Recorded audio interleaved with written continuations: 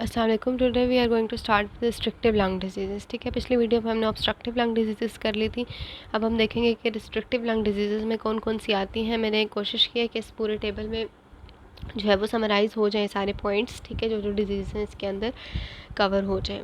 तो restrictive lung disease के अंदर उन्होंने जनरली वैसे लिखा हुआ है कि diffuse parenchymal lung disease DPLD। इसके अंदर डिफरेंट अब डिजीज़ आती हैं। ठीक है, कुछ इडियोपैथिक इंटरस्टिशियल होती हैं, कुछ ग्रैन्युलोमैटस होते हैं। यानी इसके अंदर ऐसी कंडीशंस है जो आपके पल्मोनरी इंटरस्टिशियम और एल्वेलर ल्यूमेन दोनों चीज़ों को डैमेज कर रही होती हैं। ठीक है, तो इसमें हम स्टार्ट करते हैं। उन्होंने जो स्टार्ट में DPLD की क्लासिफिकेशन लिखी है, ठीक है, वो आप एक बार देख लीजिएगा, लेकिन हम मोस्ट इंपॉर्टेंट से स्टार्ट करें जो कि इसके अंदर से हमने डिस्कस करनी है। तो starting with IPF is idiopathic pulmonary fibrosis. ठीक है, ये मोस्ट कॉमन टाइप है आपकी इडियोपैथिक इंटरस्टिशियल नमोनिया की। तो इसमें होता क्या है, प्रोग्रेसिव फाइब्रोसिंग इंटरस्टिशियल नमोनिया, और इसकी कोई कॉज पता भी नहीं होती। ठीक है, और इसमें जो है आपके पास रेडियोलॉजिक या हिस्टोलॉजिक पैटर्न इसका एक प्रॉपर्ली होता है, यानी इसमें कुछ डिफरेंशिएटिंग पॉइंट हैं जो कि हम देख लेंगे। क्लिनिकल फीचर्स क्या होते हैं IPF के? IPF में पेशेंट जो होगा वो 50 to 70 ईयर्स ऑफ एज का होगा। ठीक है, और प्रोग्रेसिव डिस्निया उसका होगा, वो बताएगा कि मेरा सांस फूलता है और ये बहुत टाइम से इस तरह से बढ़ रही है चीज़। और जो खांसी होगी उसकी वो भी थोड़ी क्रॉनिक हिस्ट्री होगी, लेकिन वो प्रोडक्टिव कफ नहीं होगी, वो ड्राई कफ होगी। ठीक है, इसके अलावा उस पर एग्जामिनेशन पे फिंगर क्लबिंग भी मिलेगी और ऑस्कल्टेशन पे क्रैकल साउंड मिलेगी। ठीक है, इसमें साइनोसिस या राइट हार्ट फेलियर भी हो सकता है एडवांस केसेस में। फिर हम आ जाते हैं इन्वेस्टिगेशन पे। तो इन्वेस्टिगेशन में एक तो PFTs का जो पैटर्न होता है कि FEV1 to FEC रेशो जो होती है वो आपकी इंक्रीज़ हुई हुई होगी। इसके अलावा जो है ना आपका के बाकी इन्वेस्टिगेशन हमने CXR कराना है। ठीक है, यानी चेस्ट एक्सरे पे आपको शुरू में ग्राउंड ग्लास सर्वेलेंस मिलेगी, लेकिन आगे आगे जैसे जैसे हम जाएंगे तो रेटिकुलो नोड्यूलर शेडोइंग हो रही स्टार्ट हो जाती है। ठीक है, और एट द एंड आपको बहुत एडवांस स्टेजेस में हनी कॉम लंग, यानी इस तरह से लगता है कि लंग के अंदर छोटे छोटे एल्वेलाई जिस तरह हनी कॉम का पैटर्न होता है उस तरह से आपको लगेगा। ठीक है, बाकी आ जाते हैं तो HRCT। ठीक है, हाई रेजोल्यूशन इन्वेस्टिगेशन, ये क्रिटिकली फर्स्ट स्टेप होता है इसकी इन्वेस्टिगेशन के अंदर। ठीक हो गया, ज़्यादा सेंसिटिव है। फिर आपके पास जो एक्यूरेट है वो लंग बायोप्सी है। उसमें आपके पास क्या करते हैं, हम वीडियो असिस्टेड लंग बायोप्सी लेते हैं। उसमें जो है वो ज़ाहिर है आपको डिफरेंट चेंजेस मिलेंगे। फिर आ जाते हैं मैनेजमेंट पे। तो आपने मैनेज किस तरह से करना है, इसका ट्रीटमेंट थोड़ा सा डिफ़िकल्ट होता है। कुछ इसमें सपोर्टिव थेरेपी है, यानी जो जो मसले पेशेंट को हो रहे हैं हम उसके अकॉर्डिंग ट्रीट करें, लेकिन डेफिनेटिव थेरेपी इसमें लंग ट्रांसप्लांटेशन ही है। ठीक है, क्योंकि इतना ज़्यादा लंग ख़राब हो चुका होता है। तो आपने जो सपोर्टिव थेरेपी देनी है, जो स्टार्ट करना है, वो आपने अगर पेशेंट को बहुत ज़्यादा डिस्निया हो रहा है, सांस फूल रहा है, तो गिव हिम ऑक्सीजन। ठीक है, या फिर अगर साथ बहुत ज़्यादा पेन भी बता रहा है तो ओपिएट्स दे दें, और कफ़ के लिए थैलिडोमाइड दे दें। ठीक है, बाकी इन्फ्लेमेशन को कम करने के लिए स्टेरॉइड्स हैं और इम्यूनोसप्रेसेंट्स आपने दे देने हैं। ठीक है, लेकिन definitive therapy obviously is lung transplant. उसके बाद आ जाता है sarcoidosis. Is the most common restrictive lung disease, most common नहीं, मोस्ट इंपॉर्टेंट रादर, बिकॉज़ ये बहुत ज़्यादा सिस्टम्स को इन्वॉल्व करता है। तो इसकी जो इन्वेस्टिगेशन है, मैनेजमेंट है, वो उस लिहाज से ही थोड़ी ट्रिकी है। बहरहाल हम देखते हैं इसमें होता क्या है कि it is a multi system disease. ठीक है, ऑफ अननोन एटियोलॉजी, मोस्टली इसकी कॉज नहीं पता होती, और इसमें नॉन सिसेटिंग ग्रेन्युलोमास बनते हैं। ठीक है, चीजियस नेक्रोसिस जो होती है वो आपको इसमें नज़र नहीं आएगी। क्लिनिकल फीचर्स क्या होते हैं, ज़्यादातर फीमेल्स अफेक्ट होती हैं, और ये आपका 20 to 40 ईयर्स की एज में आती हैं पेशेंट्स। ठीक है, तो होगा क्या इसके अंदर। ठीक है, सबसे पहले हम सारे सिस्टम के अकॉर्डिंग देख लेते हैं। मैंने यहाँ मेंशन किया है कि lungs, skin, CNS, CVS, hepatobiliary, kidneys, eyes, glands, they all will be affected, right. So lungs के अंदर क्या होगा, लंग्स में जो सिम्टम्स आ रहे हैं उसकी वजह से पेशेंट को ड्राई कफ होगी, डिस्निया होगी। ठीक है, और एग्जामिनेशन पे आपको रेल्स सुनाई देंगे। ठीक है, और बायलैटरल हाइलर लिम्फेडिनोपैथी भी होगी इसके अंदर। ठीक है, फिर आ जाते हैं स्किन के अंदर। तो स्किन में एक मोस्ट इंपॉर्टेंट एक चीज़ है जिसमें मतलब एक्स्ट्रा पल्मोनरी सिम्टम बहुत ज़्यादा ज़ाहिर है आ सकते हैं पेशेंट को, बट अगर लंग के बाद कोई सिम्टम सबसे पहले आता था वो स्किन का है। ठीक है, इसमें क्या होता है, रिदमा नोडोजम, यानी छोटे छोटे जो है रेड कलर के नोड्यूल्स जो हैं वो स्किन के ऊपर आपके पास बन जाते हैं। ठीक है, फिर आ जाते हैं नोज़ पे। तो नेज़ल भी जो है ना इसके अंदर थोड़े से हो रहे हैं कि स्किन की भी जो नोज़ की भी जो स्किन है ना, नेज़ल क्यूटेनियस भी इसके अंदर छोटे छोटे नोड्यूल्स बन जाते हैं जिनको ल्यूपस पर्नियो कहते हैं। फिर आ जाते हैं CNS पे। तो CNS रिलेटेड न्यूरोपैथी में फेशियल नर्व पाल्सी ये करवा सकता है। ठीक है, क्योंकि इसकी जो लेजन होती है ना, ब्रेन में स्पेस ऑक्यूपाइंग लेजन बना देते हैं। और इसके अलावा और भी न्यूरोपैथीज फेशियल नर्व के अलावा हो सकती हैं। फिर सीवीएस पे आ जाते हैं। सीवीएस रिलेटेड है कार्डिक एरिथमियाज, ठीक है, heart block and sudden death. Then we have hepatobiliary. Hepatobiliary में एक तो लिवर को अफेक्ट करेगा, ठीक है, लिवर के अंदर ग्रेन्युलोमास बन जाएंगे एंड स्प्लीनोमेगैली करेगा। इसके अलावा किडनीज़ जो है, किडनीज़ में ये रीनल स्टोन्स कर सकता है। आइज़ पे आ जाते हैं। आइज़ में एंटीरियर यूवियाइटिस, ठीक है, यानी इन्फ्लेमेशन हो जाती है, आपके पूरा यूवियल ट्रैक होता है जो मिडल लेयर होती है, उसमें एंटीरियर यूवियाइटिस हो सकती है। एंटीरियर यूवियाइटिस ज़्यादा कॉमन है, पोस्टीरियर यूवियाइटिस। और सीका सिंड्रोम यानी जो ड्राई आइज़ हो जाती है वो भी हो सकती हैं। ग्लैंड्स में क्या होगा कि जो लैक्रिमल ग्लैंड है उसके इन्लार्जमेंट करा देते हैं और पैरोटिड ग्लैंड की भी करा देते हैं।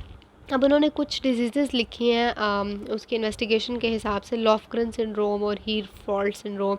इसमें यही दो तीन चीज़ें मिला के उन्होंने जो है वो लिखी हुई है। अगर ट्राइड को क्या कहते हैं वो आप देख लें। अच्छा, फिर हम आ जाते हैं इसकी इन्वेस्टिगेशन पे। तो इन्वेस्टिगेशन में सीरम ACE लेवल कराते हैं। ओके, सो सीरम ACE लेवल्स कराने हैं आपने, ठीक है, वो एलिवेटेड होते हैं, लेकिन ये इतना अच्छा मार्कर नहीं है डिज़ीज़ का। लाइक आपको ये डिज़ीज़ एक्टिविटी के बारे में इंफॉर्मेशन थोड़ा सा दे सकता है कि डिज़ीज़ की प्रोग्रेशन के बारे में, बट ऑब्वियसली इतना स्पेसिफिक नहीं है। इसके अलावा क्या होता है कि कैल्शियम लेवल आपने कराने हैं, ठीक है, ESR आपने करवाना है, रेज्ड आएगा, इम्यूनोग्लोबुलिन ज़्यादा आएंगे, और PFTs में जो नॉर्मल उसका पैटर्न है वो। लेकिन मैंने मोस्ट इंपॉर्टेंट इन्वेस्टिगेशन लिखी है BAL का मतलब है ब्रोंको एल्वुलर लेवाज, यानी वहाँ से आपने सिक्रीशंस ली और उनको आपने चेक किया तो उसमें लिम्फोसाइट्स ज़्यादा आएंगे अगर एक्टिव डिजीज़ है, ठीक है, और CD4 to CD8 रेशो भी ज़्यादा हो जाती है। फिर बायोप्सी जो है वो आपका मोस्ट एक्यूरेट है, इसलिए मैंने इसको हाईलाइट किया है। Biopsy is the most accurate test, और उसमें नॉन सिसेटिंग ग्रेन्युलोमास मिलेंगे हमें, ठीक है। फिर चेस्ट एक्सरे, जिसमें मैंने आपको पहले भी बताया था कि बायलैटरली हाइलर लिम्फेडिनोपैथी जो है वो मिलेगी, ठीक है। फिर हम आ जाते हैं इसके मैनेजमेंट के ऊपर। तो आपने इसको मैनेज कैसे करना है।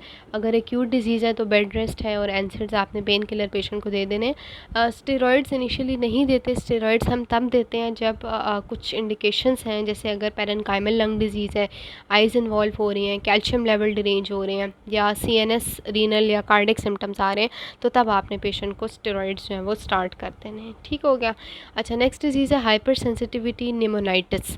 जो हम ये पढ़ने लगे हैं और इससे जो नीचे पढ़ने लगे हैं ऑक्यूपेशनल लंग डिजीज़, उन दोनों में छोटा सा फ़र्क है। वो ये फ़र्क है कि अगर ऑर्गेनिक डस्ट की वजह से जो डिज़ीज़ होती है वो हाइपर सेंसिटिविटी निमोनाइटिस, और अगर इनऑर्गेनिक सब्सटेंसेस इनहेल पेशेंट ने कर लिए हैं जैसे कार्बन वगैरह है, तो वो ऑक्यूपेशनल लंग डिजीज़ है, ठीक है। अच्छा, starting with hyper sensitivity pneumonitis, इसमें क्या होता है, इसको हम एक्सट्रिंसिक एलर्जिक एल्वोलाइटिस भी बोलते हैं, ठीक है। और डिफरेंट एंटीजेंस लेने से ज़ाहिर है आपका इसके अंदर एक रिएक्शन शुरू हो जाता है, हाइपर सेंसिटिविटी रिएक्शंस, जिसमें मोस्टली टाइप 3 या टाइप 4 के होते हैं, और उसकी वजह से पेशेंट को सिम्टम्स आते हैं। अब इसमें उन्होंने डिफरेंट लिखे हुए, farmers lung, bird fanciers lung, ठीक है। बहरहाल इन सब के उन्होंने सोर्सेज मेंशन किए हैं कि किसी में टेक्सटाइल इंडस्ट्रीज से कोई चीज़ आ रही है, किसी में कोई एयर कंडीशनिंग की कंटेमिनेशन है, कोई माउल्डी चीज़ है, ठीक है। वो सारी चीज़ें आपने देख लेनी है, but we will obviously most जो हमारा फोकस होगा वो बाकी क्लिनिकली एस्पेक्ट्स पे होगा। तो क्लिनिकल फीचर्स में कफ, डिस्निया, फीवर एंड मलेज के साथ पेशेंट प्रेजेंट करेगा। और इन्वेस्टिगेशन में आपने जो है वो CBC कराना है, ठीक है। CBC पे आपको ल्यूकोसाइटोसिस मिलेगी। इसके अलावा आपने चेस्ट एक्सरे कराना है, उसमें पल्मोनरी फाइब्रोसिस होगी, ठीक है। PFTs में वही रिस्ट्रिक्टिव पैटर्न आएगा, और HRCT जो है उसमें ज़्यादा अच्छा हम पल्मोनरी फाइब्रोसिस या ओपेस्टिस वगैरह देख सकते हैं। ट्रीटमेंट क्या करना है, एक तो आपने एक्सपोजर रिमूव कर देना है, ठीक है। डस्ट मास्क हम दे सकते हैं पेशेंट को, और एक्यूट अगर फॉर्म है तो आपने स्टेरॉइड्स और ऑक्सीजन दे देनी है। फिर आ जाते हैं occupational lung disease. Occupational lung disease में इनऑर्गेनिक डस्ट की वजह से जो डिजीज़ होती हैं वो आती हैं, और इसके अंदर उन्होंने 3 मेंशन किए हैं जो मैंने अलग मेंशन नहीं की, बट मैं आपको बता देती हूँ। Coal workers, pneumoconiosis, silicosis and asbestos related disease, ठीक है। तो क्लिनिकल फीचर्स जो है ना तीनों के थोड़े से डिफरेंट हैं, और तीनों की जो चेस्ट एक्सरे ही तीनों के लिए हम करते हैं, और इन्वेस्टिगेशन जो है तीनों की वो ज़ाहिर मैंने आपको बताई चेस्ट एक्सरे है, लेकिन तीनों के जो कुछ ख़ास सिम्टम्स हैं ना वो आपको मैं बताऊंगी, जिससे हम उसको डिफ्रेंशिएट कर सकते हैं। तो सबसे पहले है कोल वर्कर नीमोकोनियोसिस। उसकी भी 2 फॉर्म होती है, एक सिंपल होता है और एक कॉम्प्लिकेटेड होता है, ठीक है। जो कॉम्प्लिकेटेड वाला होता है ना उसमें पेशेंट प्रोडक्टिव कफ के साथ प्रेजेंट करेगा, यानी वो कहेगा कि मेरी बलगम के साथ जो है वो मुझे खांसी है, ठीक है, मेरा सांस फूलता है और उसकी जो स्प्यूटम होगी वो ब्लैक कलर की होगी, जिसको मेलानोप्टिसिस भी कहते हैं, ठीक है। तो पेशेंट अगर ब्लैक स्प्यूटम के साथ आ रहा है, डिस्निया के साथ आ रहा है, तो डेफिनेटली, और वो हिस्ट्री भी आपको यही देगा ना, कोल वर्कर होगा तो वो यही बताएगा कोल माइन फैक्ट्री में मैं काम करता हूँ या इस तरह से, तो मोस्टली इसकी हिस्ट्री पे हो जाती है, डायग्नोसिस नहीं होती तो ऑब्वियसली चेस्ट एक्सरे पे कोई ना कोई ऐसी फाइंडिंग आपको मिल जाती है। फिर आ जाते हैं सिलिकोसिस, जो इसके अंदर नेक्स्ट कैटेगरी है, सिलिका डस्ट, ठीक है। सिलिका डस्ट जो लोग इनहेल करते हैं, यानी जो स्टोन कटिंग इंडस्ट्रीज़ में काम करते हैं, ग्लास मैन्युफैक्चरिंग में या मेटल ग्राइंडिंग में, वहाँ से सिलिका रिमूव होता है, सिलिकॉन, ठीक है। तो सिलिका क्या करता है आपका, इसमें जो चेस्ट एक्सरे पे आपको, इसमें भी ज़ाहिर है डिस्नी और कफ के साथ ही पेशेंट आएगा, लेकिन इसमें जो है ना आपको चेस्ट एक्सरे पे नोड्यूलर ओपेसिटीज़ मिलेंगी, ठीक है, छोटी छोटी ओपेसिटीज़ बनी हुई होंगी और कैल्सिफिकेशंस हुई हुई होती हैं, जिनको हम एग शेल कैल्सिफिकेशंस भी कहते हैं। तो ये दोनों चीज़ें आपकी इसके अंदर प्रेजेंट होंगी, ठीक है। एस्बेस्टस रिलेटेड मसलों में उन्होंने लिखी हुई है जी, बिनाइन प्लूरल प्लेक्स भी होते हैं इसमें, ठीक है, डिफ्यूज़ प्लूरल थिकनिंग वगैरह, मेसोथेलोमिया, ये सब चीज़ें उन्होंने मेंशन की हुई हैं। और इसके लिए भी ज़ाहिर है आपने चेस्ट एक्सरे ही करवाना है, बट चेस्ट एक्सरे की उन्होंने कोई स्पेसिफिक जो डिफरेंशिएटिंग फीचर है ना, वो उन्होंने उस तरह से मेंशन नहीं किया हुआ, ठीक है। और पेशेंट प्रेजेंट ज़ाहिर है डिस्निया कफ के साथ ही करेगा, लेकिन चेस्ट पेन भी हो सकता है। अच्छा, ट्रीटमेंट एस्बेस्टोसिस के अंदर जो मसले हैं ना, उनमें उन्होंने मेसोथेलोमिया के ट्रीटमेंट में मेंशन किया हुआ है, क्योंकि इन सब का ट्रीटमेंट ज़ाहिर है एक्सपोजर रिमूवल ही है, ठीक है। आप एक्सपोजर रिमूव करें या फिर आप जो है मास्क दे दें या प्रिवेंटिव मेजर्स पेशेंट को आप बता सकते हैं। लेकिन जो मेसोथेलोमिया है ना, वो ज़रा मेलिग्नेंट ट्यूमर है बेसिकली, क्योंकि वो भी मेलिग्नेंट ट्यूमर इसकी वजह से ही प्रोसेस कर रहा होता है। तो since it is a tumour, आपने अब एक्सपोजर रिमूवल का तो कोई फ़ायदा नहीं है, थोड़ा बहुत फ़ायदा है कि आपका मज़ीद वो प्रोग्रेस नहीं हो सकता है, स्टेज नहीं हो सकता, लेकिन obviously you have to start with chemotherapy, ठीक है, जो कि थोड़ी क्वालिटी ऑफ लाइफ आपकी बेहतर कर देता है फॉर 3 मंथ्स, और रेडियोथेरेपी, ठीक है, जो कि पेन वगैरह को कंट्रोल करेगा, या फिर प्लूरल इफ्यूजन भी हम कर सकते हैं अगर बहुत ज़्यादा प्लूरल जो है वो बल्कि प्लूरल फ्यूजन के लिए आप जो है वो ड्रेनेज करेंगे उसकी, ठीक है। So this is all about restrictive lung disease. मैंने कोशिश की है कि जितनी भी डिजीज़ आपकी बुक में मेंशन है इसके अंडर, उनको एक समराइज फॉर्म में जो है वो दिखाया जाए। So I hope this is helpful.